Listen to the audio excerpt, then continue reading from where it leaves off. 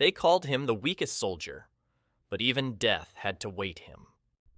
The observation deck of Coalition Command Vessel Endurance stretched across 2 kilometers of reinforced transparent steel, offering an unobstructed view of the most devastating war the galaxy had ever witnessed. 17 different species had gathered to make their final stand against extinction, the air humming with tension of civilizations pushed to their breaking point. Stars that had shone for billions of years now flickered behind debris fields of destroyed fleets. Entire solar systems had been reduced to expanding clouds of plasma, their planets cracked by weapons that operated beyond conventional physics. The Sarlacc Dominion's war machine rolled forward with mechanical inevitability, consuming everything with cold efficiency. In the center of this cosmic battlefield stood a man who shouldn't have been there at all.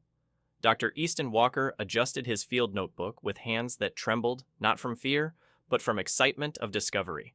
At 34, he possessed the lean build of someone who spent more time in laboratories than gymnasiums, his pale skin bearing marks of choosing microscopes over military training. His dark hair fell across intelligent eyes that had mapped genetic structures of thousands of species but had never witnessed interstellar warfare. The irony would have been perfect material for one of those Scifi stories that circulated through research stations, a biologist sent to document war zone ecology, armed with nothing more dangerous than a sampling kit and curiosity about how life adapted to impossible circumstances. Around him, the command deck bustled with controlled chaos. Beings whose evolution had taken them down radically different paths worked together with desperate coordination. The Xeran, with their crystalline intelligence, processed tactical data at speeds approaching theoretical limits. Reptiloid Draknari warriors coordinated strike patterns with predatory precision. Avirian engineers, their ethereal forms flickering between states of matter, maintained weapons systems that pushed boundaries of known science. All of them had dismissed the human observer as irrelevant. Commander Thrin of the Xyran hegemony stood at the central tactical display, his multifaceted eyes tracking Dominion forces with mechanical precision. His voice carried weight of someone who had never questioned military might over intellectual curiosity. Status report on Sector 7. He commanded attention focused on deployment of forces representing accumulated military wisdom of 16 civilizations. Dominion Vanguard has breached our outer perimeter. Reported Captain Kalthar, his reptiloid features twisted with barely controlled aggression. Their adaptive protocols are countering our strategies faster than we can implement them. Conventional weapons prove insufficient. Chief Engineer Mirakor materialized beside the display, her Avirian form shifting through spectrums of light. Their ships don't just resist our attacks, they learn from them. Each engagement makes them stronger while depleting our resources. What none of them understood was that 3 meters away, the unremarkable human was taking notes about something far more fundamental. Easton's trained eye had noticed patterns in the Dominion's advance that spoke not of superior firepower, but of a different approach to survival. They weren't just winning battles, they were evolving through combat, adapting their entire species in real time. It was biological warfare, taken to its logical extreme. The first phase of humanity's greatest test was about to begin. In a universe where strength was measured by ability to destroy one man with a notebook, an unshakable belief in adaptation was about to prove that survival belonged not to the strongest, but to those who could change. The transport shuttle, Darwin's Gambit, had taken 18 days to reach the front lines, passing through sectors where wreckage of dead civilizations formed navigational hazards. Easton had spent the journey documenting microorganisms that had adapted to survive in hard vacuum, feeding off exotic radiation from destroyed starships. Even in galactic annihilation, life found a way to persist. The shuttle's pilot, a gruff Draknari veteran named Skax, had made his opinion clear during final approach. A biologist, he had growled, scaled features twisted with disgust. Of all specialists they could send, they choose someone who studies plants. Easton had corrected him. His specialty was adaptation biology, how species modified behavior and physiology in response to environmental pressures. But he understood the confusion. In a war where survival depended on projecting force across interstellar distances, his expertise seemed irrelevant. The docking bay reflected desperate improvisation of the Coalition's war effort. Ships from 17 worlds shared space in impossible configurations. Zirin crystalline vessels hung next to Avirian energy constructs. Draknari battleships' hulls, scarred by unknown weapons, rested beside human research vessels that looked pathetically fragile. Easton disembarked carrying a duffel bag and field equipment sensors, sampling devices, recording instruments. To military personnel, watching him navigate the chaos, he looked like what he was, a civilian academic, completely out of place. Dr. Walker, Lieutenant Yara Chen, one of few other humans aboard, approached. Her military bearing and plasma rifle marked her as someone who had adapted to interstellar warfare realities. I'm here to escort you and brief you on the situation. Walking through corridors designed by beings with different concepts of space, Chen provided tactical overview that had become routine. Enemy forces advancing on multiple fronts. Conventional weapons proving ineffective against adaptive Dominion technology. Casualty rates threatening to break the alliance. What they haven't told you, Chen added quietly, is we're losing badly. The entire strategic framework is collapsing. The Dominion doesn't just defeat our tactics, they incorporate them. Every strategy we deploy makes them stronger. Easton nodded, his mind working on biological implications. They've weaponized evolutionary pressure, using combat as selection mechanism to drive rapid adaptive change. His quarters were Spartanly functional sleeping alcove, workspace access to research databases. More importantly, they included an observation port providing unobstructed view of the battle zone. Easton spent his first night watching distant weapons fire, taking notes about engagement patterns and debris distribution. What he saw confirmed his hypothesis. Dominion forces weren't just winning through superior technology, they were evolving tactics with each engagement, learning from every encounter. Natural selection compressed into military timescales, evolution as a weapon. The next morning, Easton reported to the command deck with preliminary observations. He wanted to observe actual combat operations to document how Dominion forces adapted strategies in real time. Commander Thrin's reaction was immediate. Absolutely not. Combat zones are no place for civilian observers, particularly ones without military training. I'm not asking to participate, Easton replied carefully.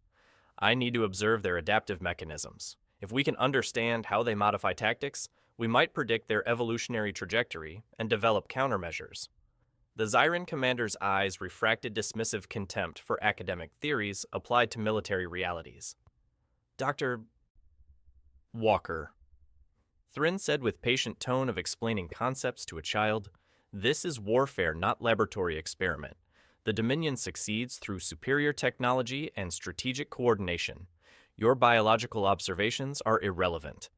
But Chief Engineer Mira Kor, whose Avirian nature gave her understanding of adaptive systems, flickered with curious colors. Actually, some analyses noted unusual pattern variations in Dominion ship configurations, almost as if designs were modified during combat. Captain Kalthar's scaled features showed interest for the first time. Modified how? Easton opened his notebook, revealing pages of observations and hypotheses. Based on debris analysis and engagement recordings, I believe they're using combat exposure as evolutionary pressure. Each battle tests configuration variants, and successful adaptations get incorporated into next wave designs. It's directed evolution on strategic scale. Evolutionary pressure. Thrin repeated, testing words for hidden meaning. You're suggesting they modify ships based on combat experience. Not just ships? Easton corrected. Their entire approach to warfare. Think of each engagement as a generation in accelerated evolutionary cycle. Strategies that survive get refined, unsuccessful approaches eliminated. They're not just learning from us, they're evolving beyond us. The implications challenged everything the Coalition understood about military strategy. If Easton was correct, their enemy represented an entirely different approach to conflict, one that used warfare itself as tool for species advancement. The next 3 weeks taught Easton more about military hierarchy than 15 years in academic institutions. The ship operated according to rigid protocols, placing civilian researchers at absolute bottom of priority structure, somewhere below spare parts in operational importance. Most conversations stopped when he entered rooms, not from hostility, but from polite dismissal, beings offered to children, acknowledgement without engagement. The Coalition's finest military minds had more pressing concerns than theories of someone who had never fired a weapon or commanded forces. Captain Kael'thar had been more direct. During a corridor encounter, the Draknari warrior had studied Easton with predatory interest before offering his assessment of human military potential. "Your species fascinates me," Kael'thar had said, scaled features arranged in amusement. "Physically weak, technologically inferior, without natural weapons or defensive adaptations.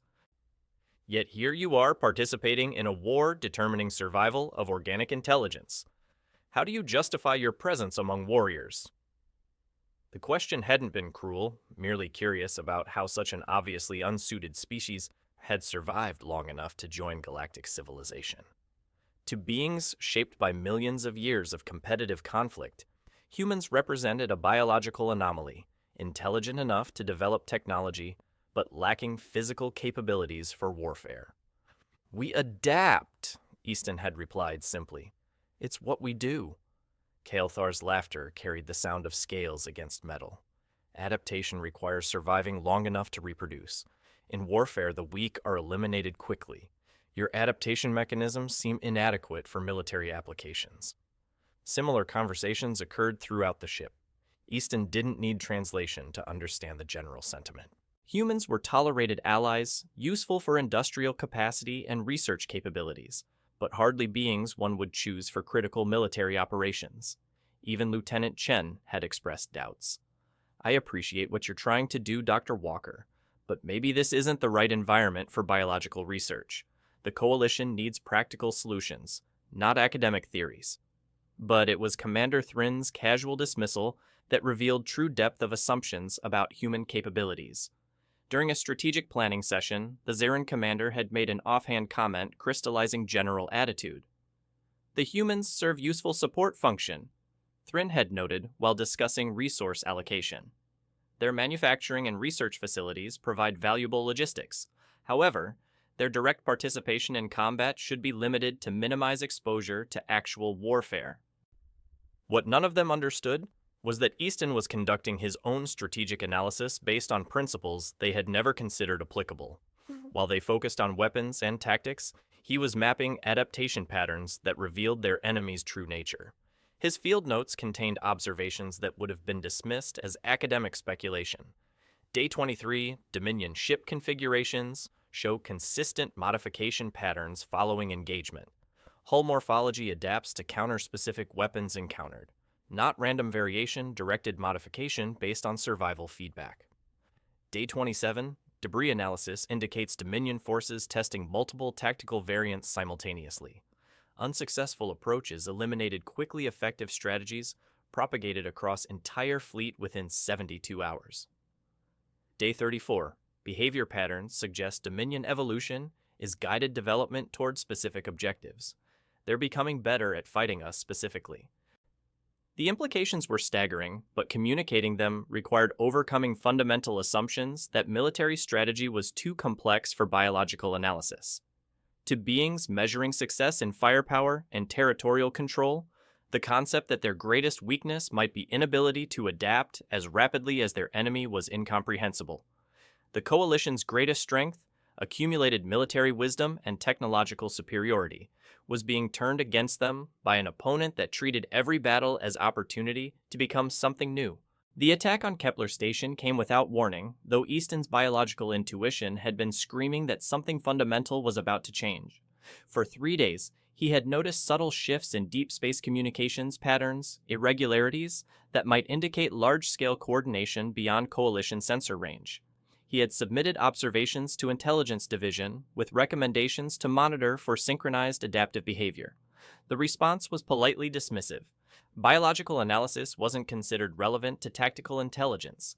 Now, as emergency klaxons wailed throughout the Endurance and tactical displays painted surrounding space in immediate danger, Easton found himself watching the most sophisticated military strategy he had ever witnessed unfold in real time. Kepler Station had been considered impregnable, a fortress constructed with technologies from 16 civilizations protected by defensive systems that could obliterate entire fleets. It had been designed to withstand any conceivable assault using any known tactical approach. The Dominion forces that emerged from hyperspace bore no resemblance to anything in Coalition databases. Their ships moved with organic fluidity, hulls flowing and reshaping as they advanced. What had once been recognizable configurations had evolved into something between technology and biology spacecraft that adapted armor thickness, weapon placement, and propulsion systems in response to incoming fire. "All units, this is command." Admiral Voss's voice crackled through communications. "Dominion forces have initiated combat operations. All available vessels proceed to intercept coordinates and engage using Protocol Omega-7. Protocol Omega-7 represented the Coalition's most advanced tactical doctrine refined by artificial intelligences that could process variables faster than organic minds could comprehend. The Dominion forces countered it within 17 minutes. Through his observation port, Easton watched Coalition vessels deploying in textbook formations, movements precise according to principles proven successful against every previous enemy. Advanced interceptors took position to exploit predicted weaknesses. Heavy cruisers established overlapping fire zones, all useless against an opponent that adapted their entire strategic approach in real time. The first wave of Dominion ships absorbed Coalition's opening salvo without apparent damage, hulls morphing to disperse energy weapons and deflect projectiles. But more disturbing was what happened next. They began reproducing successful Coalition tactics while simultaneously developing countermeasures for each attack pattern. Within 30 minutes, they were using Coalition formations against Coalition forces deploying weapons specifically designed to exploit weaknesses in their own defenses. Impossible. Commander Thrin's voice carried disbelief as he watched his battle plan turned against his own forces. Their adaptation rate exceeds all parameters. They're incorporating our tactics faster than we can modify them. The battle continued for 18 hours, each phase revealing new aspects of Dominion adaptive capability that challenge fundamental assumptions about warfare. Coalition forces would develop new approaches, deploy them with precision, achieve temporary advantages, then watch as enemies evolved past those advantages within hours. By the time Kepler Station's grid collapsed, Dominion forces had become something entirely different. Their ships bore configurations incorporating Coalition design philosophy tactics, reflecting deep understanding of Coalition doctrine weapons, optimized for defeating Coalition defenses. They had used the battle itself as educational opportunity, learning everything the Coalition could teach, while revealing nothing about their own capabilities. Casualty reports painted devastation beyond simple military defeat. Kepler Station had housed over 2 million beings. Its destruction represented not just tactical setback, but erasure of cultural achievements requiring centuries to develop. For Easton, the most significant aspect wasn't destruction, it was the adaptation pattern he had witnessed. The Dominion hadn't just defeated Coalition forces, they had demonstrated evolutionary capability, operating on timescales that made biological adaptation look glacial. Captain Kael'thar found him in the observation lounge 3 days later, staring at debris that had once been the sector's primary installation. The Dreknari warrior's features bore marks of someone who had witnessed something challenging his fundamental understanding of warfare. "Your adaptation theories," Kael'thar said without preamble. "During battle, I observed behavior patterns that defied conventional analysis. Their response seemed almost predictive." Easton nodded attention, focused on expanding debris, cloud-marking grave of 2 million beings. "They're not predicting our strategies. They're using them to drive their evolution. Each attack becomes selective pressure shaping their next adaptation." "That would suggest," Kael'thar said slowly, "that our attempts to defeat them are making them stronger." "Exactly," Easton replied. "We're trapped in a paradigm assuming warfare is contest between fixed capabilities, but they've turned combat into evolutionary process. The more we fight them, the better they become at fighting us." The second engagement came 6 weeks after Kepler Station, though by then Easton had begun predicting Dominion attacks based on biological principles rather than military intelligence. His observations revealed patterns in operational tempo, suggesting they used combat intervals as adaptation periods, time to incorporate lessons into their next evolutionary iteration. His reports continued being filed under civilian observations and dismissed. But Chief Engineer Mirakor had begun requesting copies, and Captain Kael'thar asked casual questions about evolutionary pressure mechanisms. The Battle of Proxima Drift began exactly as Easton predicted, with Dominion forces emerging already adapted to counter Coalition's most recent innovations. Their configurations bore clear evidence of evolutionary development designed to exploit weaknesses revealed during Kepler station. But this time was different. Easton was observing from Command Center, granted observer status, after Core specifically requested his presence during operations. Their approach vectors follow predictable patterns. He reported as enemy fleet deployed in formations designed to neutralize coalition defenses. But look at variation in ship configurations. They're testing multiple evolutionary branches simultaneously. Commander Thrin barely glanced at biological data Easton provided. Dr. Walker, we appreciate observations, but tactical analysis requires... The sentence was never completed. At that moment, Dominion forces revealed full extent of adaptation weapons specifically designed to counter coalition electronic warfare systems. The Endurance shuddered as targeting systems failed and defensive networks collapsed. All defensive grids offline, reported the tactical officer voice, carrying controlled panic-marking transition from manageable crisis to catastrophic failure. Enemy forces have breached our primary perimeter. What followed was 18 hours of sophisticated warfare conducted by beings who treated destruction as applied science. Dominion forces moved through coalition formations with surgical precision attacks, revealing deep understanding while simultaneously testing new approaches against real conditions. By hour 12, coalition casualties threatened structural integrity of entire defensive operation. Medical facilities were overwhelmed. Damage control teams couldn't keep up with system failures. Coordinated defense was collapsing into desperate improvisation. That was when Easton made the decision that would change everything. "Commander Thrin," he said, voice cutting through command center chaos. "I need immediate access to emergency shuttle and authorization to approach enemy formation." The request was so unprecedented that entire command staff fell silent. Even displays seemed to pause as every being tried to process what they had heard. "Dr. Walker," Thrin replied carefully, "you are civilian observer. Under no circumstances can we authorize. They're using our resistance as evolutionary pressure." Easton interrupted academic training, giving way to biological imperative to survive. Every defense teaches them to overcome similar defenses, but they can only adapt to challenges they encounter. If I can present something they haven't seen. "You want to attack them." Kael'thar's features showed what might have been respect. "With what weapons?" Easton's response revealed difference between military thinking and biological adaptation. "I don't want to attack them. I want to confuse them." The plan was so simple it bordered on primitive. He would approach enemy formation in unarmed shuttle, broadcasting continuous streams of biological data about coalition species. Not military intelligence, but genetic sequences, evolutionary histories, adaptation mechanisms, raw biological data with no apparent military application. "You want to surrender scientific information?" Thrin asked, eyes reflecting complete bewilderment. "I want to give them information they can't use militarily," Easton replied. "Their adaptation mechanisms process tactical data and develop countermeasures. But if I flood their learning systems with irrelevant biological information, you might overload their evolutionary processing." Core finished a virion form flickering with sudden understanding. "Like introducing noise into feedback system." Easton launched an Emergency Shuttle 7, broadcasting complete genetic database of human evolutionary development. As he approached enemy formation, his small craft barely registering on sensors designed for massive warships, he began transmitting everything biological science knew about adaptation evolution and survival mechanisms. The effect was immediate and unprecedented. Coordinated assault patterns began showing irregularities as learning algorithms attempted to process information with no tactical application.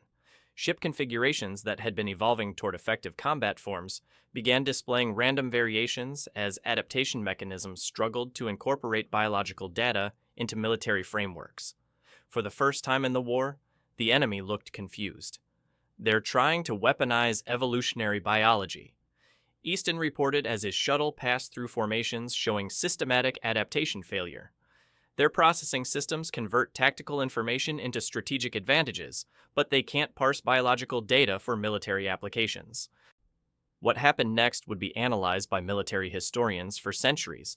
The most feared war machine in galactic history was temporarily neutralized by someone reading genetics textbooks over open communication channel. Dominion forces began withdrawing previously coordinated movements, replaced by hesitant maneuvering, suggesting their command structure was dealing with unexpected complications.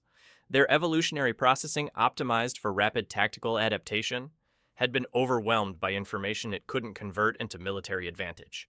Coalition had won their first major engagement, not through superior firepower or strategic brilliance, but through application of biological principles to electronic warfare systems designed by beings who had never considered information itself as weapon. When Easton returned to the Endurance Command Center was filled with beings who had witnessed something challenging their understanding of warfare. Dr. Walker.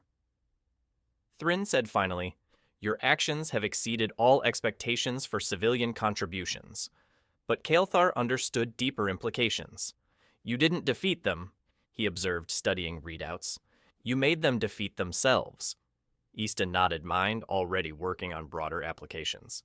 Their greatest strength, ability to adapt rapidly to any challenge, became their weakness when faced with challenges that couldn't be adapted to military purposes.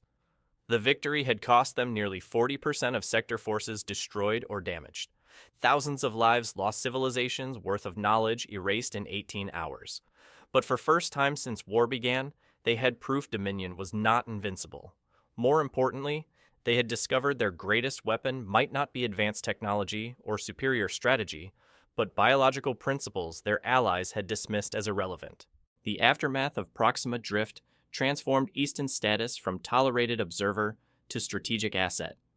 The same beings who had dismissed his biological theories now requested detailed explanations of evolutionary mechanisms and adaptation principles. The change was most evident in Captain Kael'thar, whose Dreknari warrior culture had been built on principle that combat strength was ultimate measure of worth. 3 days after battle, he appeared in Easton's quarters carrying classified tactical analyses. "Your approach to combat," Kael'thar began, "without preamble, scaled features, arranged in grudging respect, defies everything my species understands about warfare. Yet it achieved results our most sophisticated strategies could not." Easton looked up from field notes where he had been documenting biological implications of information warfare.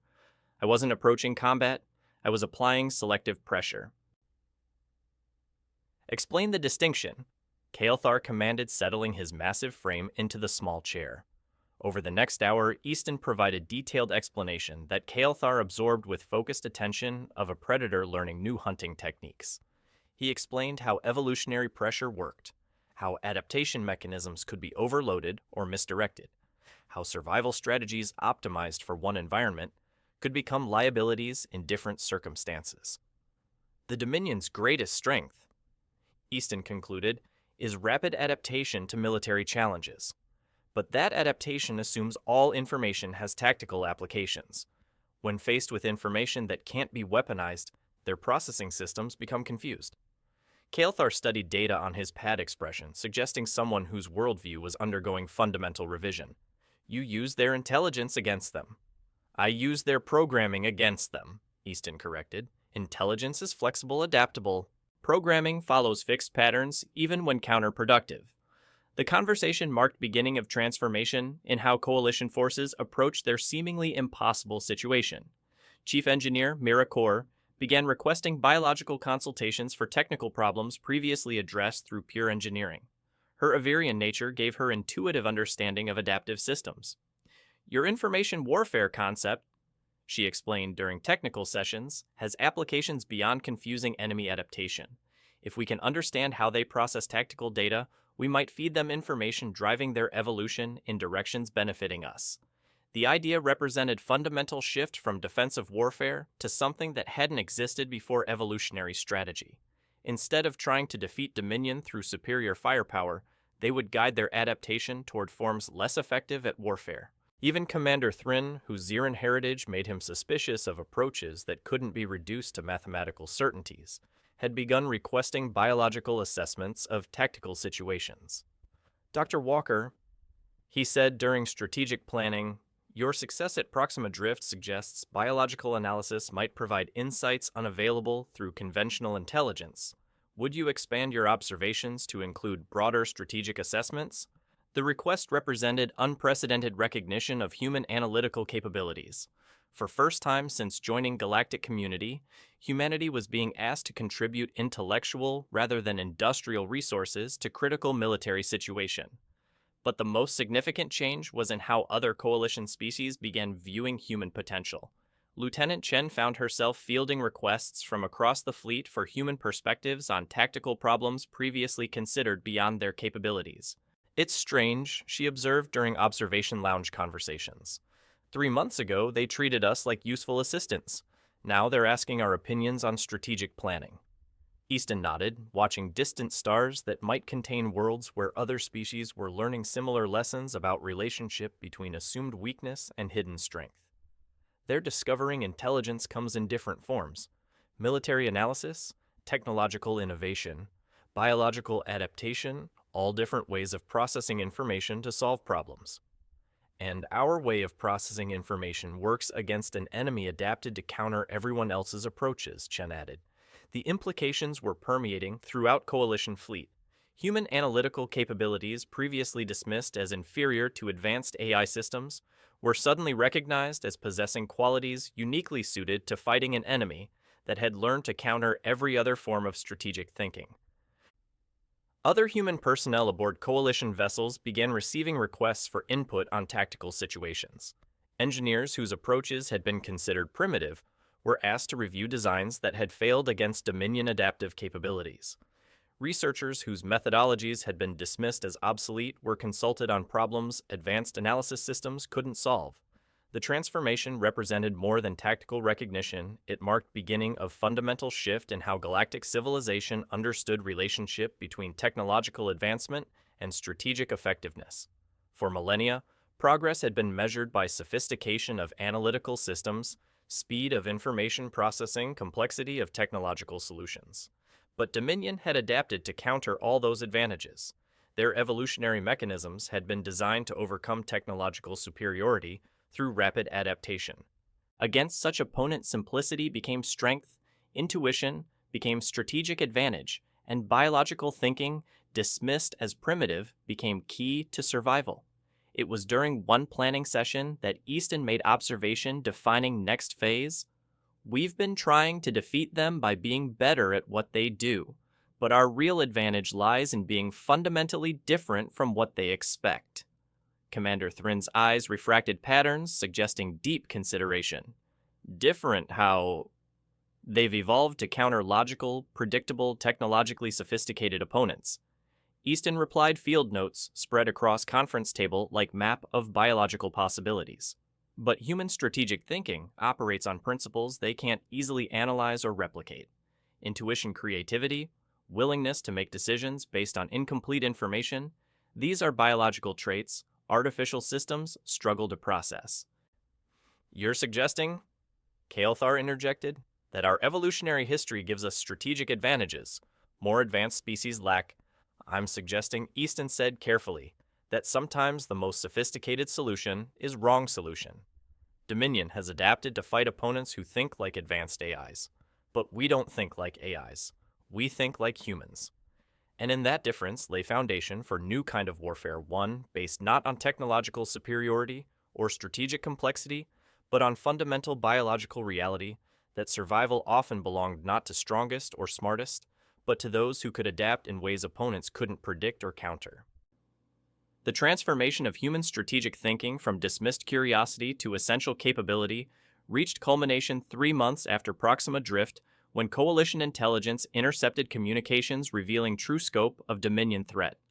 The enemy wasn't just conquering territory, they were systematically eliminating every form of organic intelligence that couldn't be integrated into their evolutionary framework. The recordings transmitted in frequencies, suggesting they were never intended for Coalition interception, painted comprehensive extermination. Entire species had been evaluated for adaptive potential and found wanting. Civilizations that had flourished for millions of years had been reduced to component resources, their accumulated knowledge processed for any information that could enhance Dominion capabilities. They're not conquering us, Easton observed, reviewing translated communications. They're harvesting us. Any species that can contribute to their evolutionary development gets integrated. Everything else gets eliminated. The realization transformed conflict from war for territory into battle for right to exist as independent consciousness. But more disturbing was tactical intelligence embedded in communications Dominion had been using conflicts with coalition forces as evolutionary pressure to develop capabilities specifically designed for fighting humans. They had identified humanity as potential threat. Analysis indicates, Commander Thrin reported during emergency session, that Dominion forces have been systematically adapting to counter what they classify as biological intuition warfare. They appear developing countermeasures for information saturation technique effective at Proxima Drift. Chief Engineer Miracor's form flickered with colors indicating deep concern. If they can adapt to biological warfare principles, Dr. Walker's strategic advantages may be temporary. Easton had expected this development. Any evolutionary system sophisticated enough to adapt to technological warfare could eventually develop mechanisms for countering biological approaches. The question wasn't whether Dominion could adapt to human strategic thinking, but how quickly and whether humanity could evolve their capabilities fast enough to stay ahead. "We need to accelerate our own adaptation," he said, spreading latest analysis across table. Dominion's evolutionary mechanisms are designed for technological warfare, but we have something they can't replicate: actual biological evolution driven by survival pressure. "You're suggesting," Kael'thar said slowly, "that we use natural evolutionary mechanisms to develop military capabilities." "I'm suggesting," Easton replied, "that we stop trying to fight them using their methods and start fighting them using ours. Not technological evolution, biological evolution. Real adaptation driven by actual survival pressure." The proposal that emerged from next week of planning would have been considered madness by conventional military standard, but Coalition's situation had moved beyond conventional parameters. Instead of attempting to match Dominion technological capabilities, they would deploy human personnel in situations where biological intuition and adaptive thinking provided strategic advantages. It was planned to use human weaknesses as weapons. The first test came during defense of Vega Station, where Dominion forces deployed latest countermeasures against information warfare. Their ships emerged from hyperspace already adapted to filter communication channels and process tactical intelligence without being overwhelmed by irrelevant biological data. But this time, instead of broadcasting information, Easton was aboard lead coalition vessel, providing real-time tactical analysis based on pattern recognition and intuitive assessment. His recommendations were transmitted directly to ship commanders trained to act on biological insights rather than analytical certainties. Enemy formation suggests they're preparing for coordinated assault using Pattern 7 Alpha. He reported watching Dominion fleet deploy in configurations his mind processed through years of studying adaptive behavior rather than military doctrine. But their positioning indicates they're also testing countermeasures against biological strategic thinking. Recommendations. Thrin requested voice-carrying trust that would have been impossible months earlier. "Don't give them consistent pattern to analyze," Easton replied. "Vary our responses according to biological rather than logical principles. Make decisions based on survival instincts rather than tactical optimization." What followed was strangest battle in recorded galactic history conflict, conducted according to principles of biological adaptation rather than military strategy. Coalition forces made tactical decisions based on intuitive assessment survival instincts and pattern recognition operating below conscious analysis. Human commanders throughout fleet began making choices that defied conventional military logic, but made perfect sense from evolutionary perspective. Instead of optimizing for maximum efficiency, they optimized for unpredictability. Instead of deploying strongest forces at critical points, they distributed capabilities according to biological principles of resource allocation under survival pressure. The effect on Dominion forces was immediately visible. Their adaptive mechanisms, designed to counter logical tactical approaches, began showing systematic confusion when confronted with decisions following biological rather than military logic. Ship formations that had been evolving toward optimal combat configurations began displaying random variations as learning algorithms struggled to identify patterns in coalition behavior. "They can't adapt to us," Easton realized watching enemy fleet coordination breaking down. "Their evolutionary mechanisms process tactical intelligence, but we're not fighting tactically anymore. We're fighting biologically. The battle continued 36 hours, during which coalition forces demonstrated that survival strategies developed over millions of years of biological evolution could be more effective than military doctrines refined through centuries of technological warfare. Human intuition, pattern recognition, and adaptive thinking consistently outperformed AI systems when applied to situations requiring rapid response to unpredictable threats.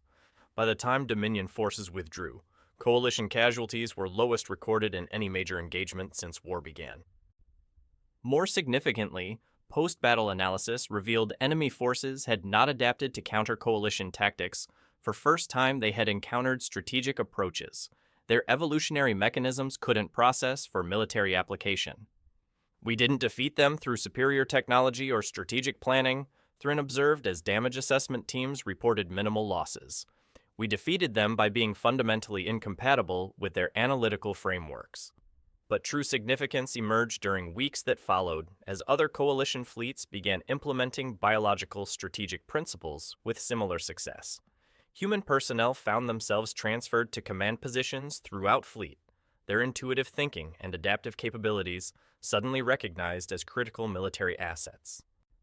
The galaxy's newest members had become its most effective warriors, not through technological advancement or military sophistication, but through application of survival instincts refined through millions of years of biological evolution.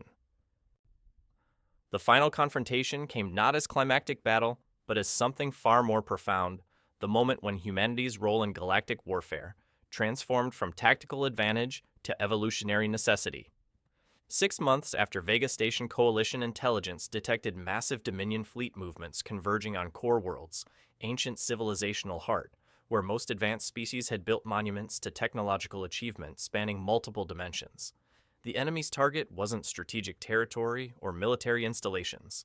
They were moving to eliminate sources of organic intelligence that had proven resistant to evolutionary assimilation. Easton stood in Grand Strategy Chamber of Coalition. Dreadnought Darwin's Promise surrounded by holographic displays showing full scope of Dominion's final assault. 17 different species had contributed their finest strategic minds to this council of war, but all attention focused on the human biologist whose theories had become foundation for their survival. Analysis indicates, Admiral Voss reported, that Dominion forces have adapted to counter every known form of technological warfare. Their evolutionary mechanisms have incorporated strategic knowledge from 16 civilizations. Conventional military doctrine suggests their victory is mathematically inevitable. But, Thrin interjected, his eyes reflecting newfound respect for biological analysis. Dr. Walker's biological warfare principles have consistently achieved results conventional doctrine deemed impossible. The responsibility settling on Easton's shoulders would have crushed him months earlier. But survival pressure had driven his own evolution, transforming academic observer into strategic visionary. His understanding of biological principles had expanded beyond laboratory theory to encompass fundamental mechanics of how intelligence adapted to impossible circumstances.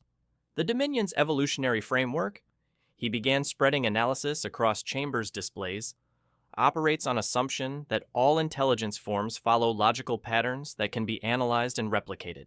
They've become masters of technological warfare because they've learned to think like AIs dominating galactic military strategy. Kael'thar leaned forward, warrior instincts, recognizing approach to something critically important. But biological intelligence operates differently. Biological intelligence, Easton confirmed, evolved in environments where survival often required making decisions based on incomplete information processing threats that couldn't be fully analyzed, adapting to challenges never encountered before. It's chaotic, unpredictable, frequently inefficient. But it's also capable of creative solutions no artificial system can generate. Kor's Avirian form flickered with colors conveying sudden understanding. You're proposing we use biological thinking not as tactical approach, but as fundamental warfare philosophy. I'm proposing, Easton replied, that we stop fighting them like AIs and start fighting them like biological organisms we actually are. Not just humans, all of us. Every organic species in coalition has evolutionary heritage artificial systems can't replicate. The strategy that emerged from next 72 hours represented most radical departure from conventional military doctrine in galactic history. Instead of coordinated tactical operations conducted according to logical frameworks, coalition forces would operate as biological organisms, responding to threats through instinctive adaptation, making decisions through intuitive assessment, coordinating through communication methods that couldn't be analyzed by AI systems. It was planned to fight most sophisticated war machine in galactic history using survival instincts. The Battle of Core Worlds began with Dominion forces deploying in formations so advanced they seemed to exist partially outside normal space-time. Their ships had evolved beyond mere technology into something approaching living systems, hulls flowing with adaptive capabilities that could counter any weapons system Coalition possessed. But Coalition forces didn't engage them with weapon systems. Instead, 17 species began demonstrating biological principles that had driven their evolution across millions of years of survival pressure. Xeran vessels moved with crystalline precision of beings evolved to process information across multiple dimensions. Dreknari ships deployed with predatory coordination of pack hunters, whose ancestors had survived by outthinking rather than overpowering prey. Avirian formations flowed through space with ethereal adaptability of beings existing in constant transformation states, and human vessels moved with chaotic unpredictability of species whose evolution had been driven by need to survive in environments where logical solutions often meant death. Enemy coordination is showing systematic degradation, reported tactical officer voice, carrying amazement rather than confidence. Their adaptive mechanisms appear unable to process coalition movement patterns. Through command center displays, they watched as most feared military force in galactic history began displaying signs of comprehensive analytical failure. Dominion ships that had evolved to counter every form of technological warfare found themselves confronting opponents who weren't fighting technologically at all. They were fighting biologically. Their learning algorithms processed tactical intelligence. Easton observed as enemy formations began breaking down into increasingly random configurations. But biology isn't tactical. It's survival-oriented. They can't adapt to counter survival instincts because survival isn't strategy, it's imperative. The battle continued 8 days, during which coalition forces demonstrated that biological evolution refined through millions of years of survival pressure provided strategic capabilities no artificial system could replicate or counter. Each species contributed their evolutionary heritage to form of warfare existing beyond boundaries of logical analysis. But most significant moment came when Dominion forces began attempting withdrawal. For first time in recorded history, they had encountered opponents they couldn't adapt to defeat. They're not retreating, Easton realized watching enemy movement patterns through displays showing full engagement scope. They're evolving, trying to adapt to biological warfare principles. What happened next would be studied by military historians for millennia. The Sarlacc Dominion, faced with opponents whose strategic thinking operated beyond AI boundaries, began evolving away from technological warfare towards something approximating biological thinking. They were learning to think like organic beings. Status report. Admiral Voss requested as displays showed enemy forces in configurations defying analysis. Enemy evolutionary mechanisms are attempting to incorporate biological strategic principles. Intelligence officer reported. However, their artificial framework appears incompatible with organic decision-making processes. They're experiencing systematic identity failure. The transformation took 37 hours. When it ended, Sarlacc Dominion had ceased to exist as unified military force. Their attempt to evolve biological thinking capabilities had resulted in emergence of individual consciousness among beings who had previously functioned as collective intelligence components. They had become biological organisms themselves. What do we do with them?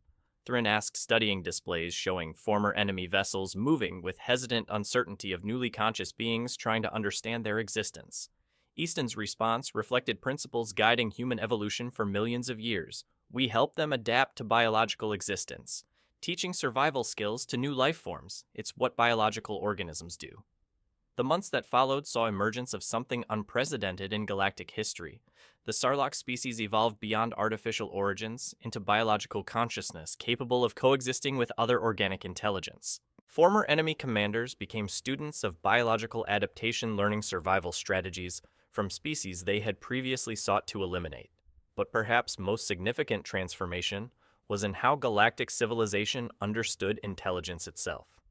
This galactic war had proven technological advancement, while valuable, was not ultimate expression of conscious capability. Biological thinking with chaos inefficiency and creative unpredictability provided capabilities no artificial system could replicate.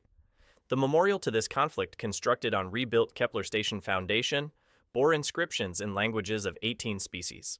But the central message, carved in stone that would endure long after civilizations had evolved beyond recognition, expressed truth learned through survival pressures applied to galactic survival. Question, true strength, lies not in sophistication of our tools, but in wisdom of our instincts.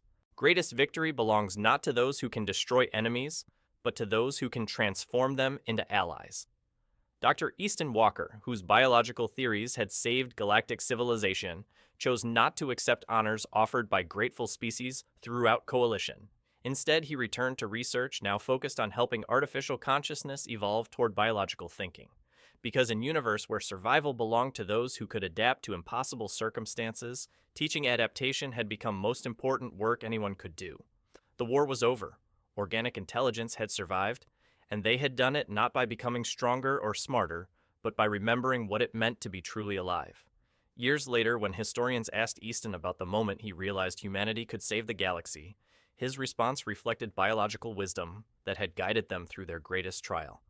I never thought we were saving the galaxy. I thought we were learning to survive in it. The galaxy saved itself by discovering that survival requires cooperation, not conquest. In the vast darkness between stars, the greatest light comes not from brightest flames, but from persistence of life itself.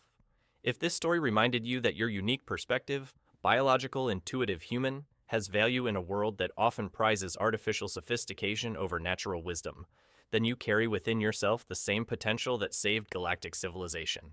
Share this story with someone who needs to remember that being different isn't weakness to overcome, but strength to embrace.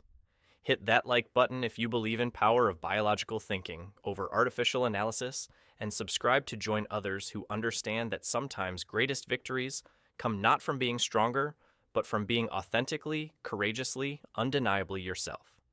The universe needs your unique form of intelligence more than you know.